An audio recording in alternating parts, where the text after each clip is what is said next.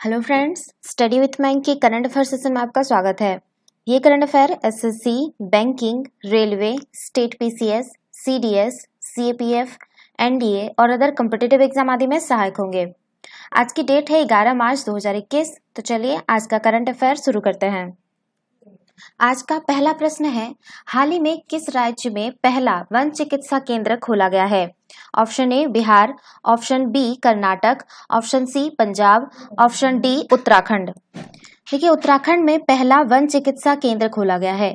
Uttarakhand one अनुसंधान की तरफ से कालिका रिसर्च सेंटर के पीछे जंगल में जापानी तकनीक पर आधारित देश के पहले हीलिंग सेंटर यानी वन चिकित्सा केंद्र की स्थापना की गई है। यहाँ तनावग्रस्त लोग प्रकृति के बीच रहकर तनाव से मुक्ति पा सकते हैं। सेंटर बनाने का उद्देश्य तनावग्रस्त लोगों को तनाव से बाहर निकालने के साथ ही लोगों में जंगलों के प्रति लगाव पैदा करना है। प्रदेश में पहली तरह का ये जो है ये पहला प्रयोग है। तो इसका जो सही आंसर होगा ऑप्शन डी उत्तराखंड। चलिए नेक्स्ट क्वेश्चन पे चलते हैं।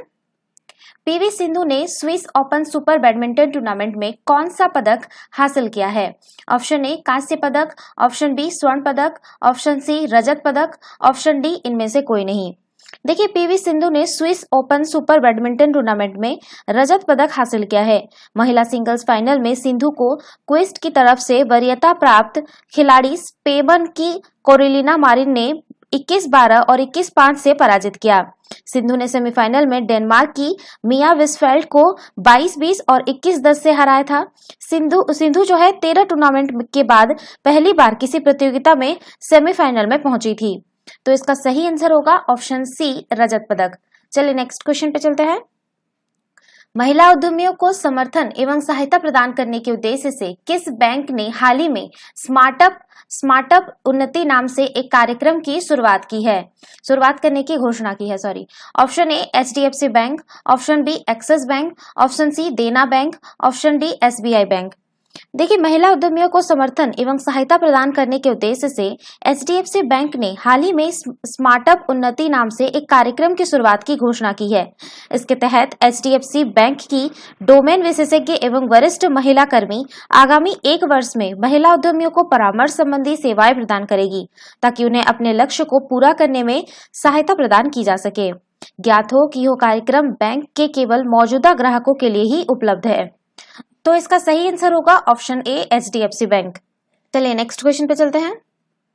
ऑस्ट्रेलिया की सरकार ने किस देश के साथ अपने रक्षा सहयोग को निलंबित कर दिया है? Option A Nepal, option B रूस, option C Japan, option D Myanmar. देखिए, ऑस्ट्रेलिया की सरकार ने म्यांमार के साथ अपने रक्षा सहयोग को निलंबित कर दिया है और उस मानवीय सहायता को पुनर्निर्देशित करने का फैसला किया है जो ऑस्ट्रेलिया म्यांमार की सरकार को प्रदान कर रहा था। यह निर्णय म्यांमार सरकार के तख्तापलट और म्यांमार में ऑस्ट्रेलियाई नागरिक को हिरासत में लेने के बाद लिया गया है। तो इसका सही आंसर होगा ऑप्शन डी म्यांमार। चलिए नेक्स्ट क्वेश्चन पे चलते हैं। हाल ही में किस राज्य के मुख्यमंत्री ने पार्टी विधायकों की नाराजगी के बाद अपने पद से इस्तीफा दे दिया है? Option A Rajasthan, option B Uttarakhand, option C Punjab, option D Tamil Nadu.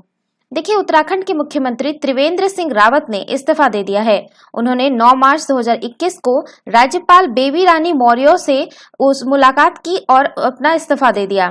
इस्तीफा देने के बाद त्रिवेंद्र सिंह रावत ने कहा कि मैं लंबे समय से राजनीति कर रहा हूं। तो इसका सही आंसर होगा ऑप्शन बी उत्तराखंड। चलिए नेक्स्ट क्वेश्चन पे चलते हैं। किस कंपनी ने भारतीय क्रिकेटर रोहित शर्मा को अपना ब्रांड एम्बेसडर नियुक्त किया है? Option A Glenmark pharma, option B Tata consultancy services limited, option C HCL, option D Johnson and Johnson.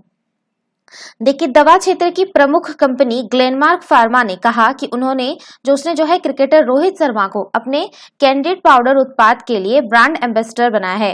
Rohit Sharma दुनिया के पहले और एकमात्र बल्लेबाज है जिन्होंने 4 टी20 शतक बनाए हैं। रोहित शर्मा वनडे में अब तक 3 दोहरे शतक लगाने वाले दुनिया के पहले और एकमात्र बल्लेबाज है। रोहित शर्मा एकमात्र ऐसे बल्लेबाज है जिन्होंने वनडे में 150 प्लस की 8 पारियां खेली है। तो इसका सही आंसर होगा ऑप्शन ए ग्लेनमार्क फार्मा। चलिए नेक्स्ट क्वेश्चन पे चलते हैं। किस पुरस्कार से सम्मानित भारतीय एथलीट ईसर सिंह देओल का निधन हो गया है? ऑप्शन ए अर्जुन पुरस्कार, ऑप्शन बी द्रोणाचार्य पुरस्कार, ऑप्शन सी भारत रत्न पुरस्कार, ऑप्शन डी ध्यानचंद राष्ट्रीय खेल पुरस्कार। देखिए, ध्यानचंद राष्ट्रीय खेल पुरस्कार से सम्मानित भारतीय एथलीट ईसर सिंह देओल का हाल ही में जो है निधन हो गया है। पंजाब के ईसर सिंह देओल ने खेल के प्रति अपने आजीवन योगदान के लिए 2009 में, ध्यान रखिएगा 2009 में ध्यानचंद राष्ट्रीय पुरस्कार जीता था। उन्होंने फील्ड स्पोर्ट, डिस्क और शॉर्ट फुट की विशेषज्ञता प्राप्त थी। उन्होंने अपने 3 एशियाई खेलों में भाग लिया था और 1954 में फिलीपींस के मनीला में आयोजित दूसरे एशियाई खेलों में कांस्य पदक जीता था। तो इसका सही आंसर होगा ऑप्शन डी ध्यानचंद राष्ट्रीय खेल पुरस्कार। चलिए नेक्स्ट क्वेश्चन पर चलते हैं। हाल ही में किस देश के प्रधानमंत्री को कैम्ब्रिज एनर्जी रिसर्च एसोसिएट द्वारा वैश्विक ऊर्जा और पर्यावरण नेतृत्व पुरस्कार से सम्मानित किया गया है? Option A Nepal, option B चीन, option C Bharat, option D रूस। देखिए, हाल ही में भारत के प्रधानमंत्री को कैम्ब्रिज एनर्जी रिसर्च एसोसिएट द्वारा वैश्विक ऊर्जा और पर्यावरण नेतृत्व पुरस्कार से सम्मानित किया गया है। भारत के प्रधानमंत्री को यह पुरस्कार देश और दुनिया की भावी ऊर्जा जरूरतों को पूरा करने हेतु सतत विकास के विस्तार की उनकी प्रतिबद्धता के लिए दिया गया। इस पुरस्कार को दिए जाने की शुरुआत वर्ष 2016 में हुई थी। यह पुरस्कार वैश्विक ऊर्जा और पर्यावरण के भविष्य के प्रति समर्पित नेतृत्व का सम्मान करने के लिए दिया जाता है। तो इसका सही आंसर होगा ऑप्शन सी भारत। चलिए नेक्स्ट क्वेश्चन पे चलते हैं।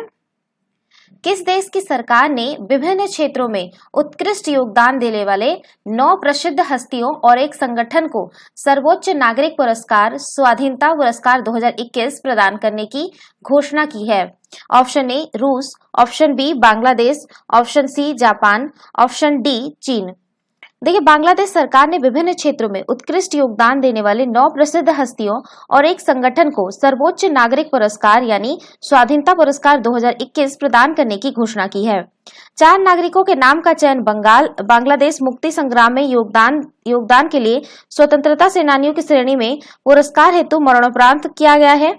यह पुरस्कार बांग्लादेश की स्वतंत्रता के बाद वर्ष 1977 से दिया जा रहा है। इस पुरस्कार के तहत एक स्वर्ण पदक और 5 लाख टका नगद दिया जाता है। तो इसका सही आंसर होगा ऑप्शन बी बांग्लादेश। चलिए नेक्स्ट क्वेश्चन पे चलते हैं। निम्न में से किस अभिनेता को 19 मार्च 2021 को International Federation of Film acquires द्वारा सम्मानित किया जाएगा? Option A Amitabh Bachchan, option B Salman Khan, option C Ajay Devgan, option D Mithun Chakraborty. देखिए, अमिताभ बच्चन को International Federation of Film acquires द्वारा सम्मानित किया जाएगा।